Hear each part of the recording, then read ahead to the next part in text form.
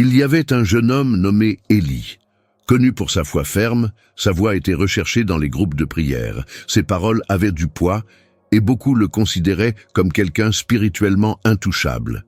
Mais la nuit, alors que tout le monde dormait, Élie menait des batailles que personne ne voyait.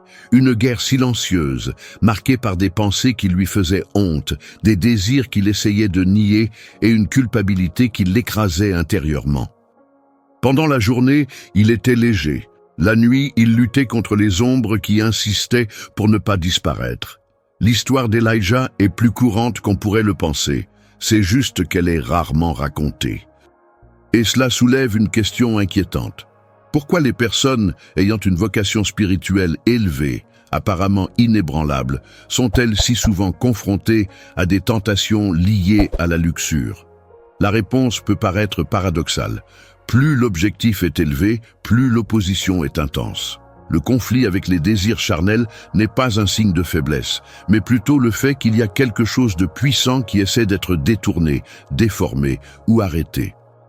Nous ne parlons pas seulement de biologie ou d'instinct, nous sommes confrontés à une profonde dynamique spirituelle et émotionnelle où des forces invisibles agissent pour ébranler les piliers de ceux qui portent des missions spéciales. Et le plus choquant est que beaucoup de ces élus font face à cela en secret, ce qui rend la douleur encore pire. Mais ce silence doit être rompu. Faites partie de notre famille spirituelle. Abonnez-vous à la chaîne aujourd'hui et commentez « Je crois » ci-dessous comme symbole que vous acceptez votre rôle dans cette grande transition. Laissez votre énergie compter parmi les élus. Le moment est venu. Selon une récente enquête menée par Barna Group, 64% des chefs religieux ont admis avoir été confrontés à une certaine forme de tentation liée à la sexualité. Et plus de 40% n'en ont jamais parlé à personne. En d'autres termes, même les plus influents spirituellement ne sont pas à l'abri. La différence réside dans la manière dont ils gèrent ces batailles et dans la manière dont ils prétendent souvent qu'elles n'existent pas. Le premier point que nous devons comprendre est que la sensibilité spirituelle ne protège pas des attaques, elle attire les attaques. Les personnes spirituellement éveillées captent non seulement la présence du divin, mais perçoivent également plus clairement les mécanismes subtils des ténèbres. Plus la sensibilité est élevée, plus l'exposition est importante. Et ici commence la première des 5 causes profondes de cette bataille secrète. Les esprits des élus sont plus sensibles, plus ouverts, plus connectés. Ceci, d'une part, leur permet de recevoir des révélations, des intuitions et des directions divines. D'un autre côté, cela les rend également plus sensibles aux stimuli impurs, aux pensées envahissantes et aux fantasmes destructeurs. Avez-vous déjà pensé que plus une personne est spirituellement en phase, plus elle ressent également intensément les attaques contre son âme? Ce n'est pas une théorie, c'est une expérience rapportée par des milliers de personnes qui dirigent des communautés, des ministères ou des mouvements spirituels. Ils se sentent brisés intérieurement alors qu'ils ont besoin de conserver une apparence de force pour les autres. Cette hypersensibilité n'est pas seulement spirituelle, c'est émotionnel, psychologique et même neurobiologique. Selon des études de l'American Psychological Association, les individus dotés d'une grande empathie et d'une grande sensibilité émotionnelle montrent une plus grande propension à utiliser leurs fantasmes comme forme de régulation interne en période de stress. En d'autres termes, plus la pression externe est intense, plus l'esprit a de chances de chercher des soupapes d'échappement. Et la luxure est l'une des plus courantes. Mais pourquoi exactement la convoitise? Pourquoi pas d'autres formes de distraction ou de tentation? Parce que le désir sexuel est l'une des formes les plus puissantes et les plus primitives de gratification émotionnelle immédiate. Il active des zones du cerveau liées au plaisir, à l'acceptation et au sentiment d'appartenance, des zones souvent déficitaires dans la vie des personnes isolées dans leur mission. Un leader qui prie, jeûne et exerce son ministère, mais qui n'a personne avec qui partager sa douleur émotionnelle, a tendance à chercher du réconfort dans des expériences qui simulent l'affection, même si elles sont déformées. Voici un autre élément subtil, la fatigue de l'âme. L'usure constante d'être un exemple, de porter la douleur des autres, de garder la foi vivante au milieu de la pression spirituelle, tout cela affaiblit les défenses intérieures. Et quand l'âme est fatiguée, la chair parle plus fort. La vérité est que la tentation dans ce contexte n'apparaît pas comme quelque chose de mauvais et de grotesque. Cela se présente masqué comme un soulagement, comme un bref moment de réconfort. Le piège consiste à confondre soulagement et guérison, plaisir et connexion, désir et identité. Et ainsi, beaucoup sombrent sans se rendre compte qu'ils sont éloignés de qui ils sont réellement. Ce n'est que la première couche de ce sujet complexe. Dans les prochaines parties, nous explorerons les 4 autres raisons qui rendent cette lutte si présente et dévastatrice dans la vie des élus. Parlons d'isolement, de traumatismes non traités, de pression spirituelle et du paradoxe entre le pouvoir divin et la chair humaine. Mais avant de continuer, nous devons faire une pause pour réfléchir. Combien de personnes aujourd'hui sont piégées dans ce cycle parce qu'elles croient qu'elles devraient être immunisées? Combien cachent leurs blessures de peur de paraître indignes de leur vocation? La première étape vers la libération consiste à mettre en lumière ce que la peur a tenté de cacher. Le combat existe, et cela ne définit pas qui vous êtes. Cela révèle simplement ce qui doit encore être guéri. Votre voyage ne fait que commencer. Il est temps de reprendre des forces et de construire un nouveau chemin. Abonnez-vous à la chaîne et faites partie de cette communauté qui s'éveille à la vérité. Esprit contre chair. Le conflit que les élus ne peuvent ignorer. En 1987, l'un des plus grands télévangélistes des États-Unis, Jim Bakker, a été arrêté pour fraude et impliqué dans un scandale sexuel qui a choqué le monde chrétien. Dans la décennie suivante, en 1998, ce fut au tour de Jimmy Swaggart, un autre chef spirituel de renom, d'avouer sa chute morale devant la caméra. Tous deux étaient des hommes respectés avec des ministères d'impact mondial. Mais même avec autant de connaissances bibliques, autant de disciples et une vie consacrée à la foi, ils sont tombés. Ces cas ne sont pas seulement des échecs moraux. Ils mettent en lumière un vieux dilemme qui s'étend sur des siècles, la bataille entre l'appel spirituel et les désirs de la chair. Une tension invisible mais constante. Un choc qui ne choisit ni le temps, ni la culture, ni le poste. Et beaucoup y font face en silence, avec culpabilité et honte. Cette guerre est ce que vivent quotidiennement la plupart des personnes dites spirituelles. Des gens qui prient, qui dirigent, qui prêchent, mais qui, la nuit, se retrouvent confrontés à une version d'eux-mêmes qui semble contredire tout ce qu'ils défendent.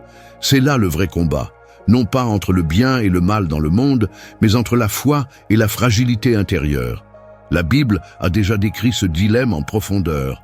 Dans Romains 7, 19, l'apôtre Paul écrit « Car le bien que je voudrais faire, je ne le fais pas, mais le mal que je ne ferai pas, je le fais. » Mais si même quelqu'un comme Paul, qui a eu des visions célestes et a écrit une grande partie du Nouveau Testament, a reconnu cette bataille interne, alors personne n'est au-dessus.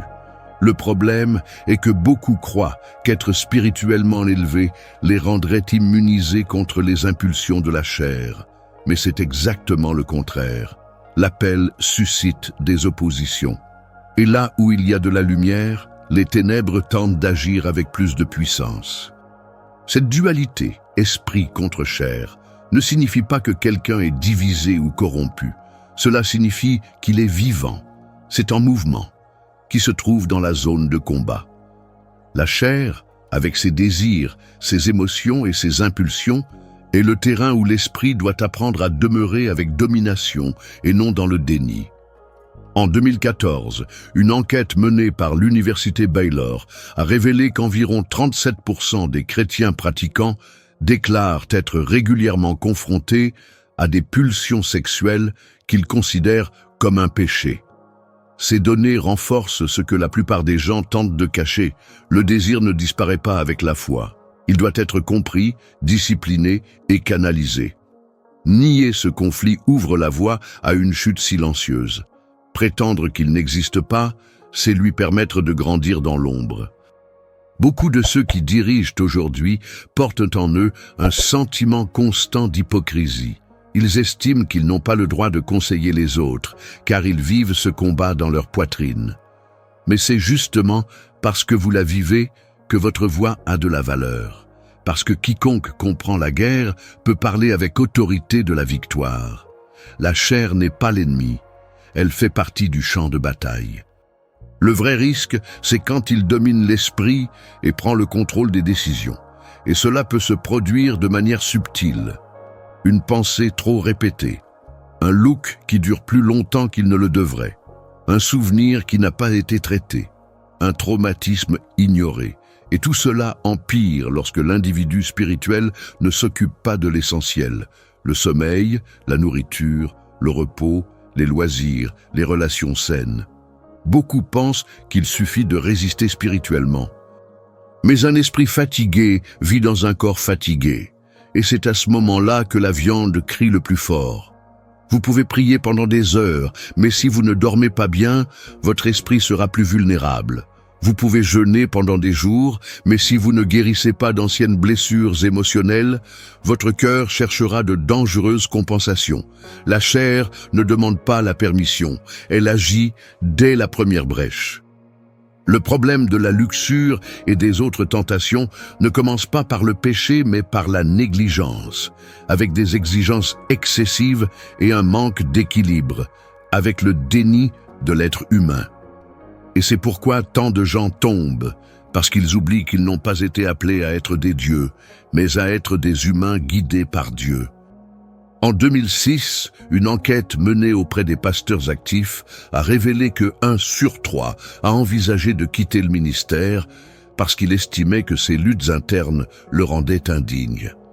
Cela montre que le problème n'est pas seulement la tentation, mais aussi la culture qui exige la perfection et nie le processus. L'esprit désire plaire à Dieu. La chair recherche la survie, le plaisir et le confort. L'équilibre consiste à permettre à l'esprit de diriger la chair et non de la détruire. Et cela n'est possible qu'avec de la pratique, de la vigilance, de la communion et de la vérité. La vocation spirituelle n'a jamais été une garantie de pureté automatique, mais c'est une invitation constante à la transformation. Et la transformation ne vient pas de la dissimulation, elle commence par la lumière.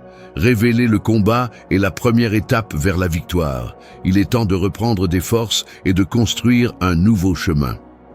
Si cette vidéo vous semble logique, ne vous arrêtez pas là.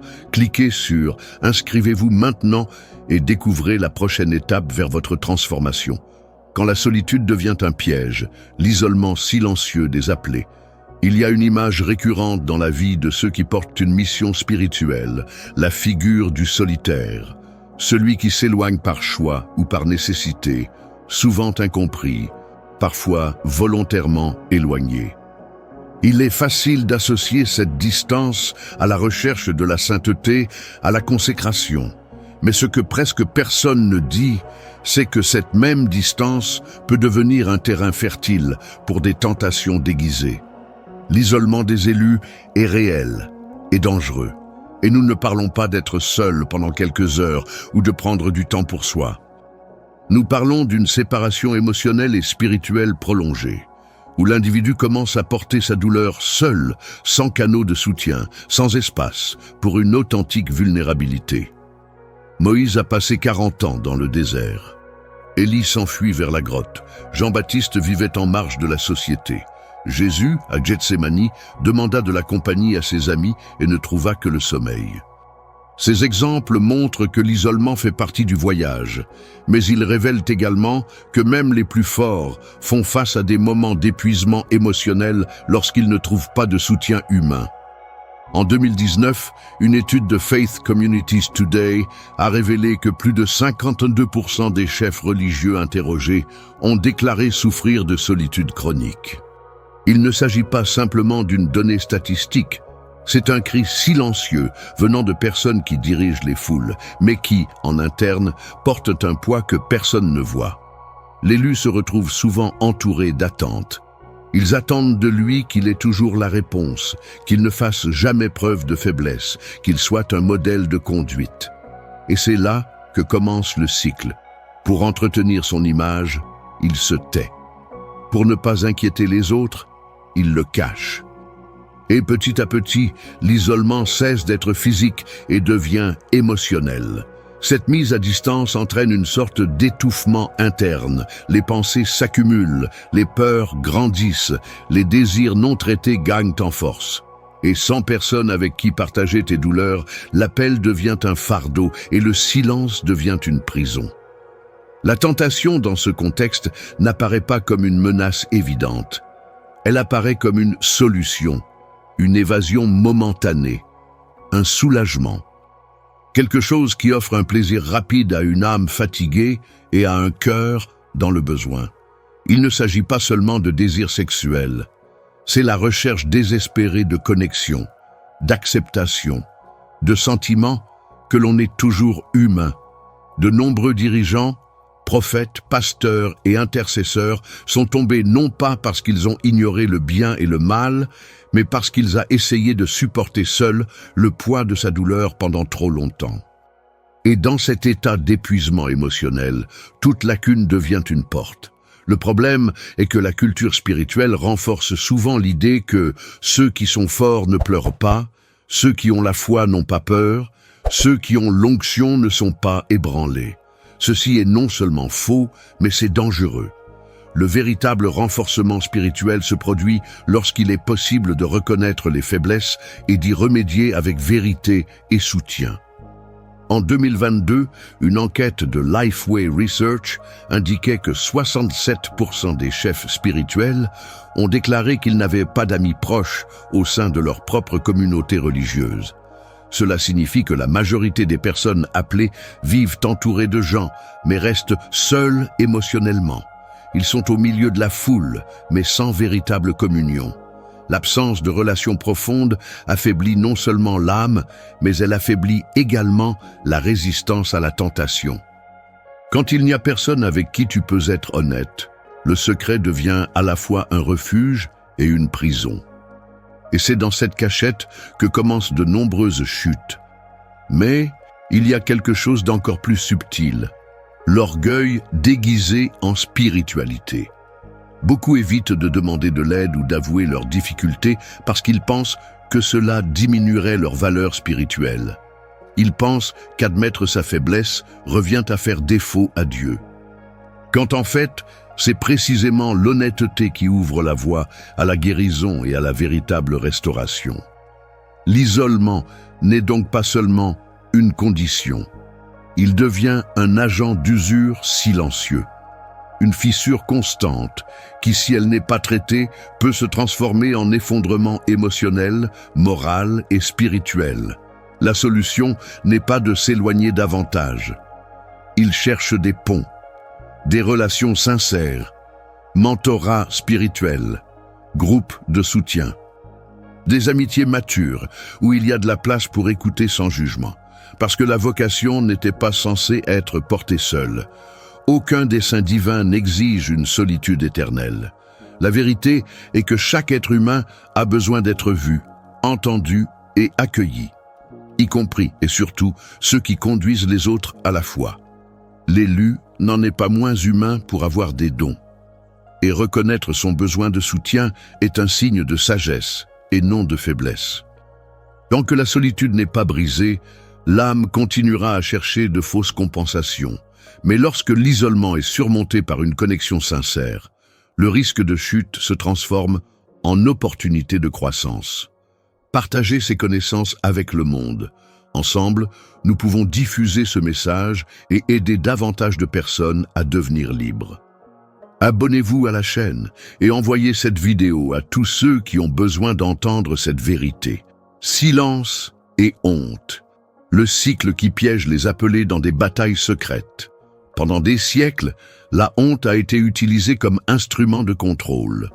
Au Moyen Âge, par exemple, ceux qui tombaient dans le péché public étaient exposés sur des places dans des structures en bois, appelées pilories, comme forme de punition et d'humiliation.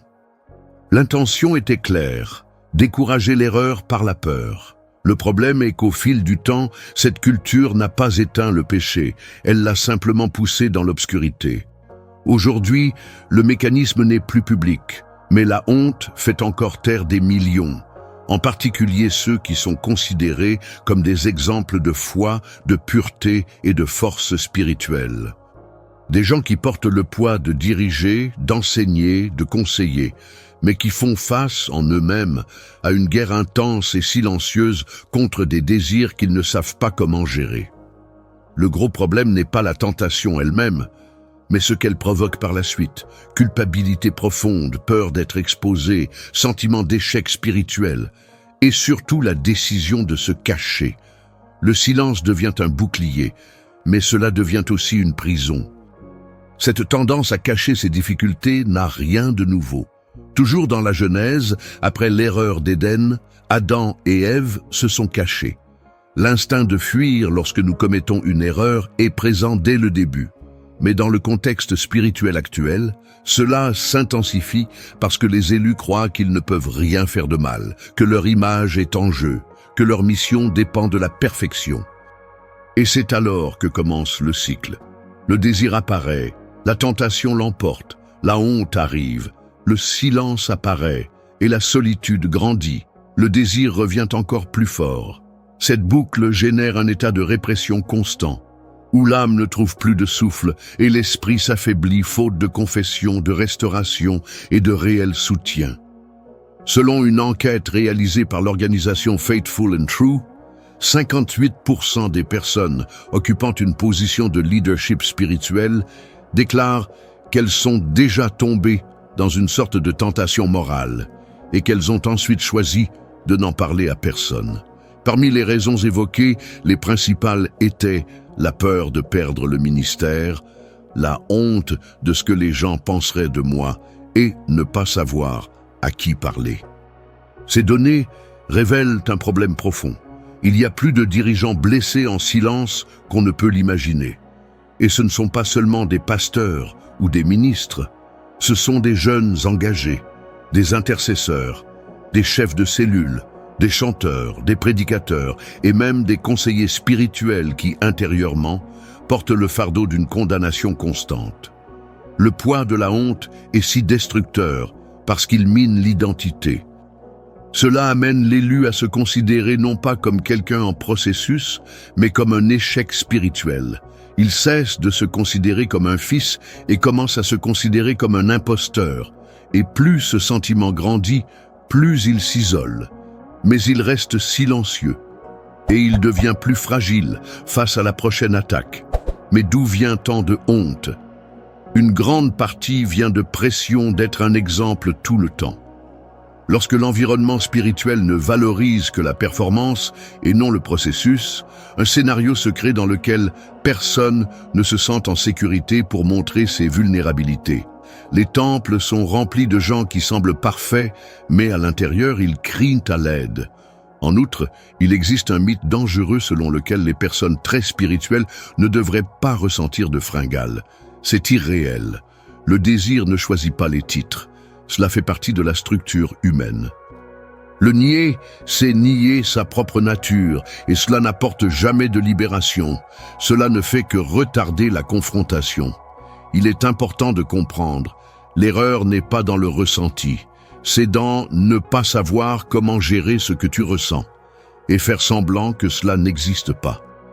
Quand quelqu'un reconnaît son combat et décide de demander de l'aide, il fait le premier pas vers la liberté.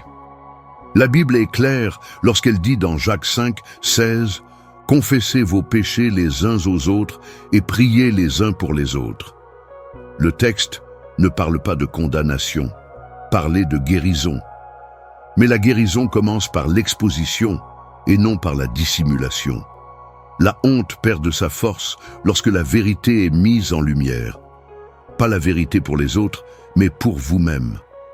Lorsque l'élu se laisse vulnérable, il ne perd pas son autorité, il gagne en profondeur. Les personnes guéries ne sont pas celles qui ne sont jamais tombées, mais celles qui ont choisi de ne pas rester au sol. Nous devons briser le cycle du silence, créer des espaces sûrs pour de vraies conversations. Enseigner que combattre les tentations ne rend pas quelqu'un indigne, cela le rend humain. L'ennemi sait que la honte est un courant puissant. Mais quand la lumière entre, elle brise les chaînes une à une. Enfin, il est important de dire, si vous êtes dans ce lieu de lutte silencieuse, sachez que vous n'êtes pas seul. Il existe une issue. Et cela commence lorsque vous comprenez que l'amour de Dieu n'est pas conditionné par votre performance, mais par votre volonté de vous transformer. Le but ne s'arrête pas à cause de la chute, mais cela devient plus fort lorsque vous choisissez de vous lever, d'exposer ce qui vous fait mal et de permettre à Dieu de guérir ce que vous ne pouvez plus porter seul. Pour ne manquer aucun message de Dieu, cliquez sur le bouton « Abonnez-vous ». Écrivez « Je suis prêt » dans les commentaires et commencez à aligner votre énergie sur la transformation à venir. Repentir et surmonter, le chemin vers le but. Pierre, l'un des disciples les plus proches de Jésus, a juré fidélité jusqu'au bout. Mais il lui a suffi de la pression d'un feu allumé et de quelques questions suspectes pour qu'il renie à 3 reprises son maître. Après cela, il a pleuré amèrement. Mais surtout, il n'a pas abandonné. Oui, Peter est tombé, mais il s'est levé. Et c'est précisément lui qui reçut plus tard la mission de s'occuper des brebis, d'être un pilier de l'Église primitive. Cette histoire révèle quelque chose de fondamental. Ce n'est pas la chute qui met fin à l'appel, c'est l'abandon. La véritable repentance ouvre des chemins là où il semblait n'y avoir aucun chemin. Et c'est l'un des piliers les plus puissants du voyage spirituel, la capacité de reconnaître, de changer et de recommencer. Beaucoup d'élus font face à des rechutes silencieuses et croient que cela les rend inutiles pour le royaume. Ils se sentent sales, distants, disqualifiés, mais cette vision est déformée. La rédemption n'efface pas l'histoire, elle transforme le récit. La vraie repentance ne consiste pas seulement à se sentir coupable. C'est prendre conscience de l'erreur, affronter la racine du problème et chercher une direction. C'est une attitude active. Cela implique des décisions fermes, des actions concrètes et une transformation des mentalités. Sans discipline, le regret se transforme en remords. Sans changement, il n'y a pas de renouveau. Dans le monde spirituel, ce tournant doit s'accompagner de pratiques qui renforcent l'âme. Prière constante, méditation quotidienne sur les Écritures, connaissance de soi, suppression des déclencheurs et principalement responsabilité de sa propre croissance. Selon une étude du Wheaton College publiée en 2021, les chrétiens qui maintiennent une routine spirituelle active et intentionnelle, avec des pratiques telles que la prière quotidienne, la confession et la lecture de la Bible, ont 58% moins susceptibles d'adopter des comportements considérés comme des dépendances récurrentes. En d'autres termes, il ne suffit pas d'avoir la foi. Il est nécessaire de cultiver des habitudes qui soutiennent cette foi malgré les pressions quotidiennes. Et il ne s'agit pas d'être parfait, il s'agit d'être constant. Les personnes transformées ne sont pas celles qui ne glissent jamais, mais celles qui, ils apprennent de chaque erreur et ne se contentent pas de blâmer. C'est pourquoi la guérison intérieure devient également essentielle. Les blessures passées non soignées deviennent des portes ouvertes à de futures chutes. Beaucoup portent le rejet de l'enfance, les traumatismes relationnels, les signes d'abandon, et ils finissent par chercher dans la tentation une sorte de consolation rapide, un moyen d'engourdir la douleur.